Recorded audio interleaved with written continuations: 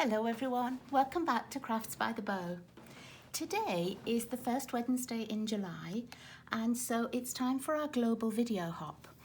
And this is a group of demonstrators from around the world. We all get together once a month and we have a theme or a particular fancy fold that we might do. And this month's theme is memories. And I thought a lot of people might make scrapbook pages, but I don't really make many scrapbook pages. So I'm making a card and I'm going to use this Beautiful Moments set. Now, I've only actually used this set once before, and I used this image and it was a card for my sister. And when I opened the set, I still had one of the little pieces that I'd practiced with and the little sentiment. But I'm going to use a different stamp today, but the card is still a memory of my sister. I'm going to use this one, and I used to walk a lot with my sister. We would play together. She's 4 years older than me, so she really looked after me a lot, especially in the summer holidays and things. And so my card today is for my dear sister Heather. Now, I like to design a lot with our crumb cake, but I know a lot of people don't use this very much or don't use it as much as some of the other colours. But I really like to use it. These are just a couple of cards off my shelf where I've used the crumb cake. And I'm going to use this card as my inspiration because I love this little frayed edge technique. So my card is going to be crumb cake with this little frayed edge. And I've already cut my base card. And don't worry if you don't know the measurements, check out on my blog because I always put the sizings on there. So I've got my base and it's actually cut at 4 1/4 by 11, scored at 5 1/2. And then I've got my layered piece, and the layered piece is cut at 3 1/2 by 4 3/4. And this is what I'm going to stamp my picture on. And I've already stamped it once. I've frayed the edges, I'll show you how I do that. And I've stamped it once just using the stamp on a block. But can you see how crumb cake, it just soaks in a little bit more of the ink I always find. So I'm going to stamp it again on the Stamparatus and show you just how much darker it will be. Before I stamp, I'm going to fray the edges. I find it easier to fray first so that I've not got my thumb sort of on the image or anything. I'm not going to smudge anything. So it's really, really simple. All I use is a pair of my paper snips, and I use one of my older pairs. I tend to use these just for paper fraying and cutting. I don't use them for ribbon or anything. But these ones, I know these are my old ones. They're a little bit looser than the others, and it works just perfectly for this. So all you do is scrape down the edge of the card. Now you can go one way and it does fray slightly and leaves a little frayed edge, but I like the look of a lot of fraying. You will find that the card gets a bit fluffy and some bits will fall off. I like that fluffy look, and sometimes I'll go over it 2 or 3 times so that it's a bit fluffier. I make a lot of journals as well, and I tend to do this in my journals, maybe on the like the tags and things, so that it looks a bit more like sort of vintage, shabby chic kind of effect. And you see that fluff coming off now. And just at the end, anywhere that doesn't have an awful lot of the fraying, I'll just go over it a bit. Okay, let's knock that off. And I usually end up with a craft room full of fluffy bits on the carpet when I make these cards. But there we are, it's all frayed just as much as I need it. And so here's the Stamparatus, and I've got my stamp already. And it comes with 2 really strong magnets, these rare earth magnets. Ooh. And if you happen to get 2 together and they snap onto each other, it's really easy to break them, as you can tell from mine. But it still works. My pieces work as well. So I'm just going to pop this down in the Stamparatus. I know that if I line it up in this corner, it's easier for me. Some people will use these guidelines on here, but I actually like it when I've got it in the corner, and it just makes it easier for me lining up. Okay, I've got some fluff on here now. Okay, so I'm just going to put my stamp down just about where I want it. I don't want it right at the edge, so I'm just moving it along till I found the place that I want. I'm just going to pop that little magnet just on there as well. And then I'm going to close the lid of the Stamparatus and just press that stamp on. Okay, and then I'm using Memento ink.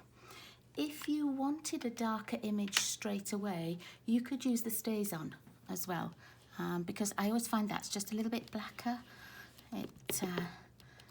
It's a nice black that you only probably have to stamp once with. Okay, so I'm just going to close this up, press it down. I'm not going to squash it too hard, I'm just pressing and then letting it soak in for a moment or two. And can you see how that's still quite light? Like this piece, it's still quite light, and I want it darker than that. So what I'm going to do is I'm just going to ink it up again. Push down, just let it soak in a little bit more of that ink. And you can start to see where some of the darker bits and lighter bits are. And if you think, oh, like her legs need a lot more, then you can just add in certain spots.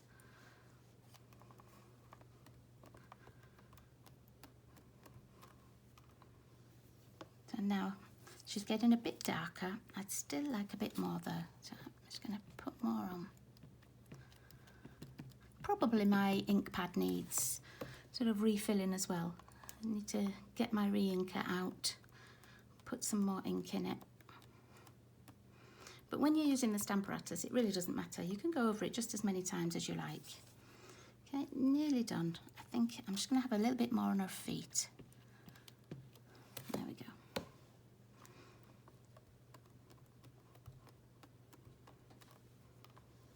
Oh, perfect. Okay, so I'm going to take that out, and I'm actually going to just stamp up another little piece just as a scrap so that I can show you the colouring that I want to do. I'm going to pop it in, just the same place we had it before. I haven't frayed it or anything because this is just to show colouring. I'm going to ink that up again. Let's pop that just on the corner so that it doesn't move.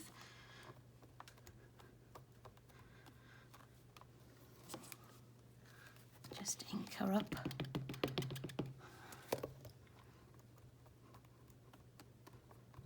I use my Stamparatus a lot if I'm making batch cards. If I want to make a whole set of note cards that all have the same stamp on, then I'll line up my stamp on one of the cards, and then I can do all the cards the same. I can put one card in, stamp, take it out, put another one in, stamp, and I know it's always in the same place. Okay, so that's my scrap one. And let's just pop her away because we don't need her anymore. Right, and then here's my original piece. And to do the colouring, I'm going to use my Stampin' chalk marker.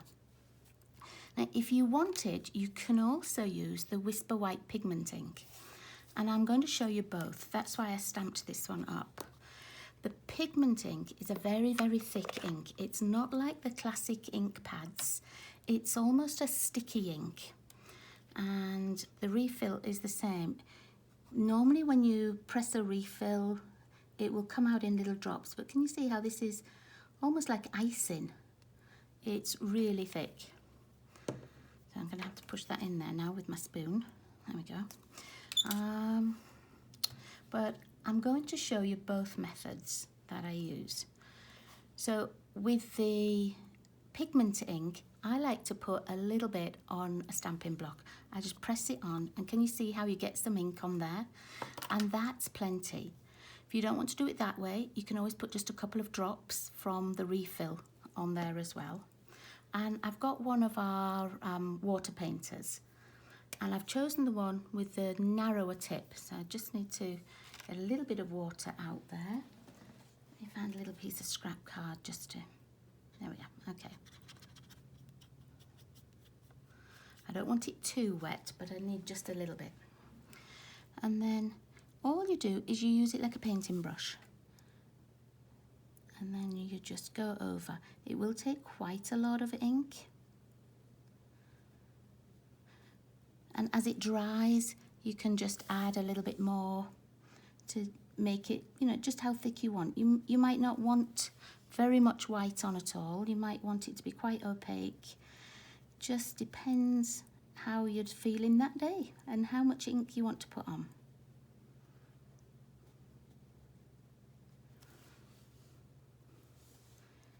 And I know a lot of people love to use the pigment ink on this kind of colouring. I find that it covers over some of my ink, some of the stamped image, and it makes that little bit where it's covered over sort of a bit paler. So I actually prefer using the chalk painter. Okay, so there we are with the pigment ink. And as it dries, as I say, you might want to use a little bit more, go over little patches. But the chalk marker I find so much easier to use because it's just like using, you know, a blender pen or something. And you don't have to go over those black lines as much. It just means for me, I can colour easier. And then you can go over, you see how that second layer is always also making it sort of much whiter.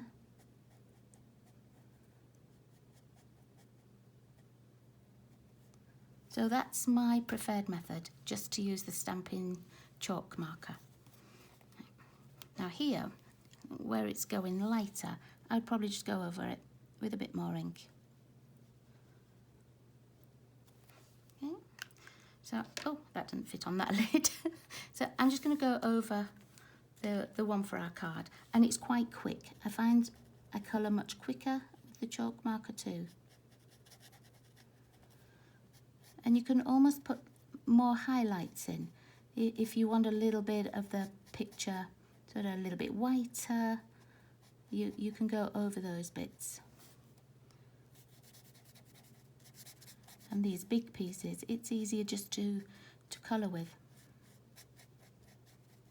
But as I say, I know some people do prefer the pigment ink.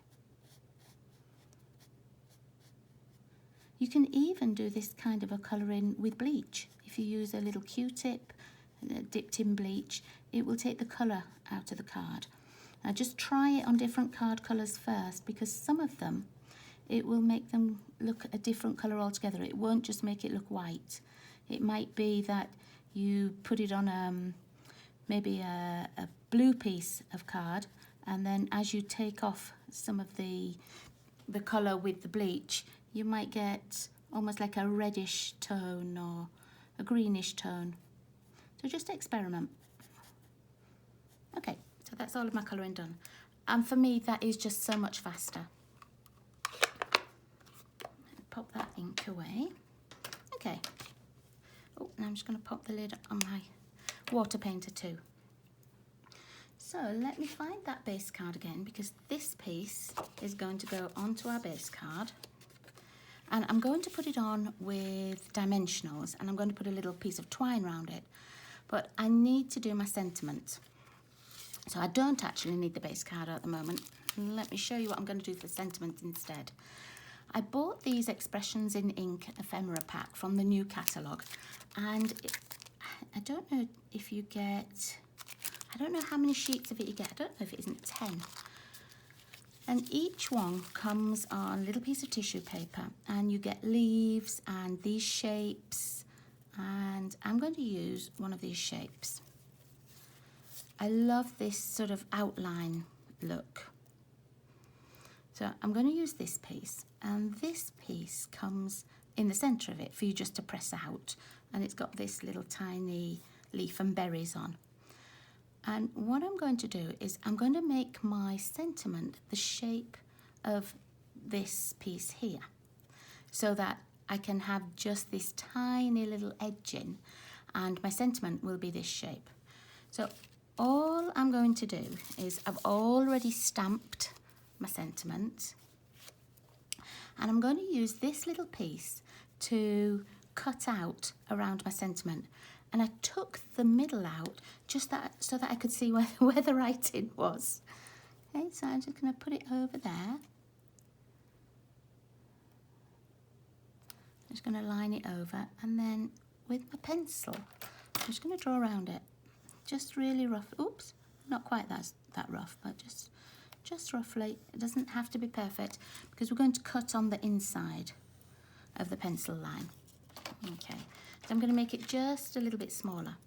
If you do it with a pencil and then you think, oh, that doesn't look very straight, or I don't quite like it like that, that's okay. Then you can just go over it again, just erase it and go over it. I'm going to cut this out. I'm going to cut just to the left of the line. And that way I know it's going to fit inside that little gold piece really nicely. If you wanted to add more gold to the card, you could do a background layer with the gold.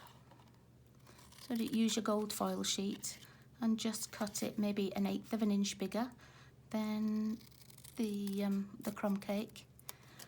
And that way you'll get just a little extra bit. So you would put a gold layer here and then pop this on the top. Now, I don't have a gold layer to hand, but I can show you on this how it would be. So if you just had that teeny weeny border, that would just lift that up a little bit as well. Okay, so I'm going to fray the edges just the same as we did before. I'm just going to do it over my garbage this time. Okay.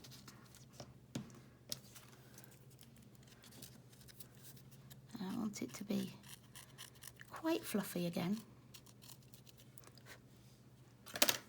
Okay, so our layer is going to go on here, and then we will have this little piece, and then the little sentiment that we've done is going to go just inside there. Now, I don't think these are adhesive. I don't think they're adhesive backed. No, so I'm going to need my glue, excuse me. Okay, and I'm going to put just a little piece of twine round here. And in the new catalogue, the Baker's Twine Essentials pack comes with a little bit of every colour, look. So you've got 2 different browns, you've got a white, you've got the very vanilla, and you've got black. I think that's a great way to buy them.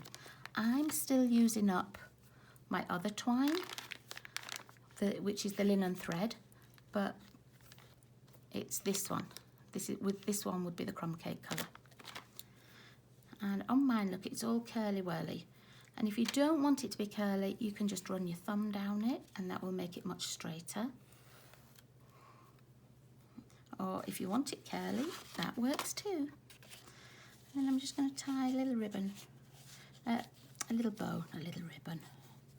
It's not a ribbon. Okay. And I only need a rough kind of bow. I don't need it to be, you know, really pretty, really cute. I want it to be fitting the card. So just sort of a bit shabby chic-ish. Pull that to make the little bows the same, those little loops the same size. And then I'm just going to cut it roughly because I don't quite know how long I want it until it's on my card. I'm going to put just some dimensionals on the back. I just want it to be raised up a little bit. Take these pieces off. You can do this with your pokey tool, or you take a pick tool too, just taking these backs off. You've probably seen me do that lots of times. I'm just going to get my bone folder and squash this down. There we go. Okay. And then I'm going to line it up. If you were adding that little gold layer, you would add your gold layer to underneath here first, and then maybe put your dimensionals under the gold layer as well, so that it was all raised up. Okay, and then this little piece, I'm just going to add some glue. What you could also do, I don't think I have mine in front of me, no I don't, is you could put a little dab of glue onto your silicone mat and then maybe use one of the little sponging pieces, just dab, so that you just get a little tiny bit on there. I just haven't got mine near me at the moment. Let me just find a piece of scrap. I don't want too much glue at a time. I'm just going to use the end of the glue but not squeeze any more out.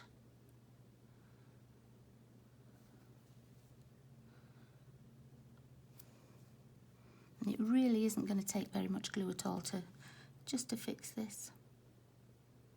If it had been a die cut, I would have done it and put it on the adhesive sheets, and that would just make it like a sticker then. There we go. Just make sure that's all stuck down. Yep. And then this, I think I'm going to put it on, I might put it on a dimensional, or I might, let me just see. I'm going to lay a little dimensional on there. I'm not going to stick it right down. Oops. Just see. See if I like that raised up. No, I actually like it flat, so I'm just going to roll that off again. And then let's put this, just a bit of the liquid glue on, and pop it inside that little gold shape. We know it's going to fit because we used it to measure. Let's put this straight. I just want that a little bit lower down. Okay. And I'm going to cut these tails. I want them to be sort of the length of the card. I don't want them to be longer than the card. But there we are. So let's find that stamp set. Okay, so there's my Beautiful Moments card for our Memories theme. Don't forget to check out all the links at the bottom of the YouTube, and it will tell you who else has participated this month, and then you can go and see which projects they've made. The sizings for everything I used here will be on my craftsbythebow.blogspot.com too. So pop over there if you'd just like to know the sizings or the items I used. Thanks so much for joining me, everybody. I'll see you all again next month. Bye-bye.